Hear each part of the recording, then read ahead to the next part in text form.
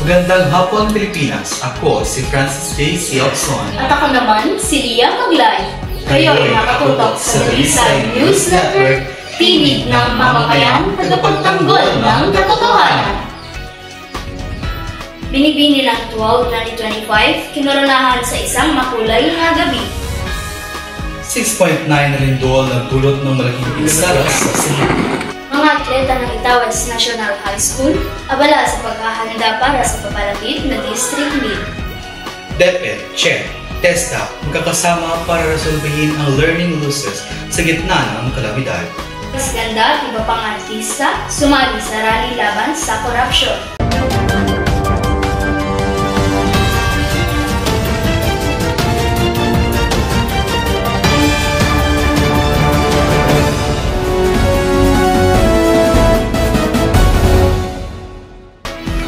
Binibini ng 12-2025, kinoronahan sa makulay na gabi.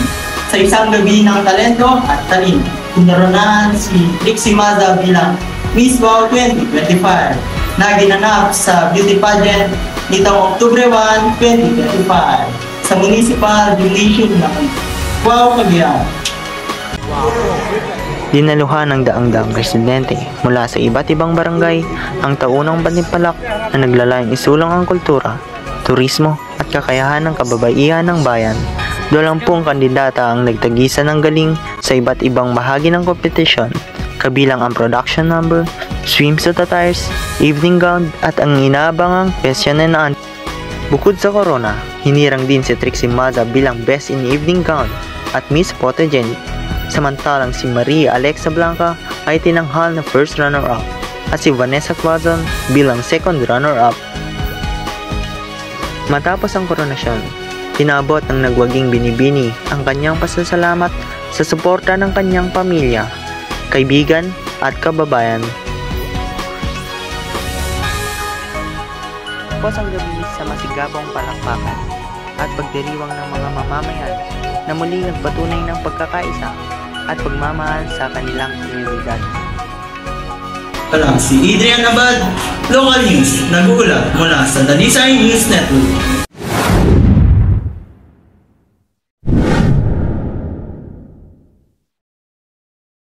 Limanig ang isang makaminsalang lindol na may lakas na 6.9 magnitude sa lungsod ng Cebu noong ika-30 ng Setyembre taong 2005 sa eksaktong alas 10 ng gabi. Itunton ang episentro nito malapit sa daan bantay ng Cebu na nagdulot ng malawakang pagyanig sa buong rehiyon ng Visayas. Partikular na naapektuhan ang Bogo City, Madalin at San Remigio kung saan nagdulot ng malaking pinsala sa mga kabahayan at infrastruktura at nagresulta sa pagkawala ng kuryente. Naramdaman din ang pagyanig sa ilang bahagi ng Mindanao na nagpapakita ng malawak na saklaw ng epekto nito. Sa kasamaang palad, kinumpirma ng mga otoridad na umabot na sa 72 ang nasawi, halos 300 sugatan at maraming individual ang nasa kritikal na kalagayan dahil sa lindol. Tinatayang mahigit 200,000 pamilya sa Cebu Province ang labis na naapektuhan ng kalamidad nito.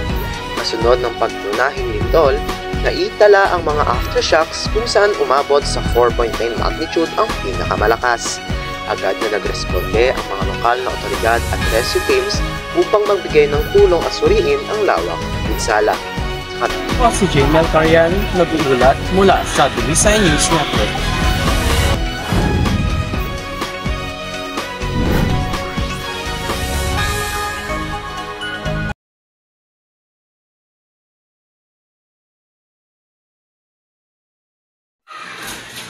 Anak, may dalang merienda.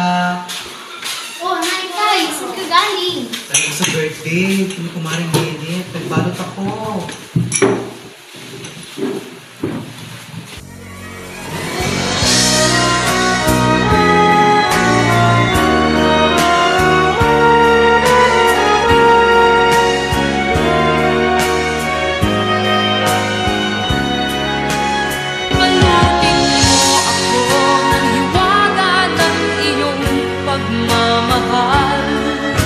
Hayaang matakpan ang ginang na di magtatagal.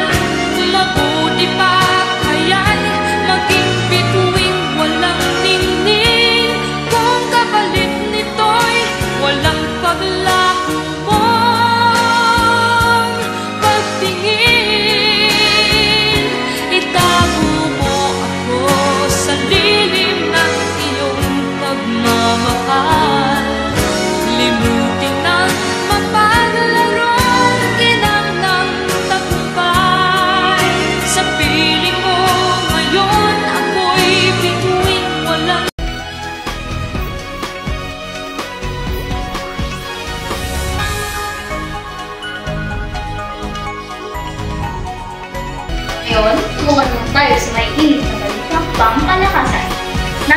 Nicole Shane para sa Dalisay Sports Updates. Ayon sa kanilang mga coach, ang susi sa kanilang tagumpay ay ang disiplina, teamwork at pagkakaisa. Si Sir Braham, ang susi sa kanilang tagumpay ay ang disiplina, teamwork at tiwala sa isa't isa. Dagdag pa ni Sir Braham, patuloy silang mag-iensayo upang mapanatili ang kanilang panalo sa susunod na laban. Dagdag pa rito ang pagpapatuloy nila sa pag-iensayo dahil paparating na naman ang hinihintay nilang district meet. Maging ang mga manonood ay labis ang kasiyahan sa ipinakitang galing ng mga manlalaro. Isa itong inspirasyon sa mga kabataang nais pumasok sa mundo ng sports. Ako si Nicole Shane mula sa Balitang Sports News Updates. Salamat, Nicole Shane. Tunay ngang buhay na buhay ang laban sa larangan ng palampasan.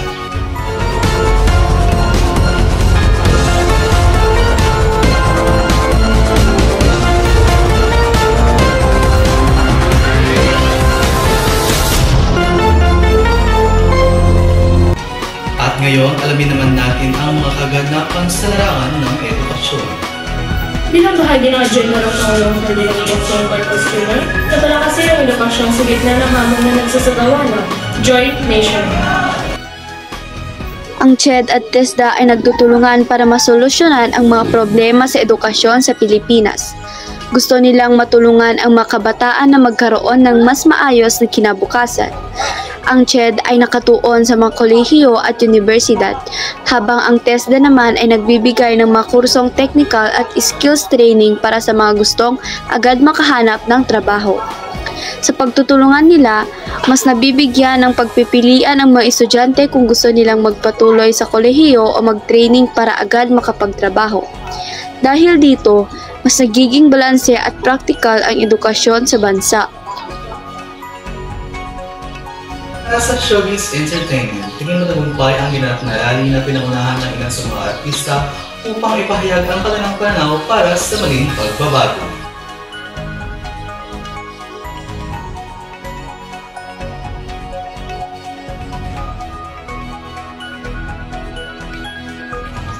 Ito na nga ang mga nagbabagong balita para sa Showbiz Entertainment.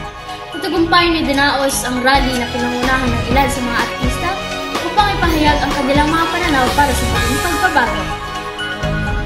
Kapanibay sa Pangulo na kung gusto niyang maging maayos ang takbo ng gobyerno sa ating bansa, ipakulong niya raw ang mga kurakot at walang kwentang gobyerno. Nakisali rin ang banda ng Ben & Ben na kinantang isa sa mga sikat nilang kanta na pinamagatang kapangyarihan, na naglalayong iparating ang kasakiman ng mga gobyerno at nais nitong iparating ang kapangyarihan ng bawat mamamayang Pilipino upang patalsikin ang mga kawatang gobyerno.